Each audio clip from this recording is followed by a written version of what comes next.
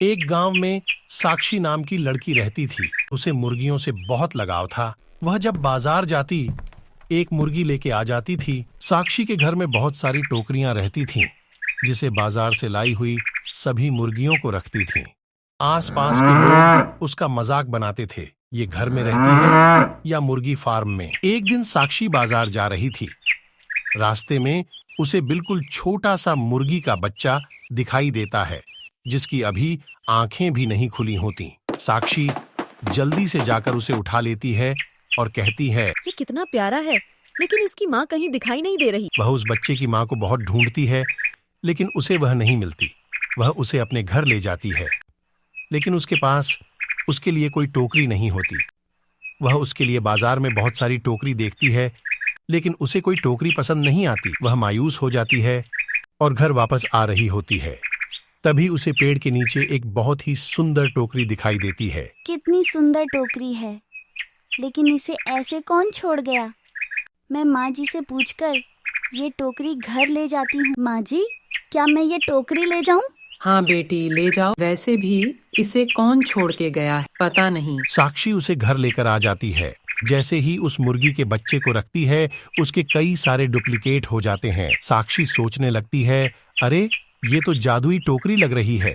साक्षी फिर इसी तरह सफेद मुर्गियों और कुछ सिक्कों को रखती है, जिसके भी कई सारे डुप्लीकेट हो जाते हैं। ये सब जानकर साक्षी उसे संभाल कर रख देती है। साक्षी एक दिन उस जादुई टोकरी का इस्तेमाल कर रही होती है, जिसे उसका पड़ोसी कुल्लू देख लेता है। कहता है, अरे वाह, ये तो जादुई टोकरी है। फिर एक दिन वह उस जादुई टोकरी को चोरी करके ले जाता है।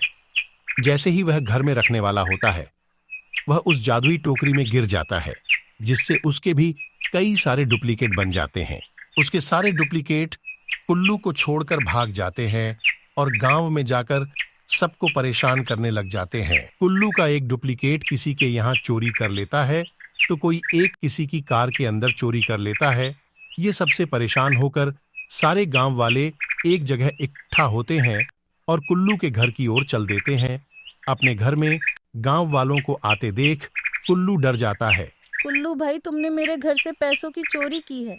और तुमने मेरे ऊपर पानी डाल दिया। और तुमने मेरी कार में भी चोरी की थी। अरे ये सब मैंने नहीं किया है, मेरे डुप्लीकेट ने ये सब काम किया है। और चोरी वाली सारी कहानी गांव वालों को बताता है। ये रही वो जादुई टोकरी। साक्षी जल्दी से जाके कुल्लू से टोकरी छीन लेती है और कुल्लू माफी मांगने लगता है। मुझे माफ कर दो साक्षी, मैंने तुम्हारी टोकरी चुराई। मुझे बस इन सब से बचा लो। हाँ, इसका एक इलाज है।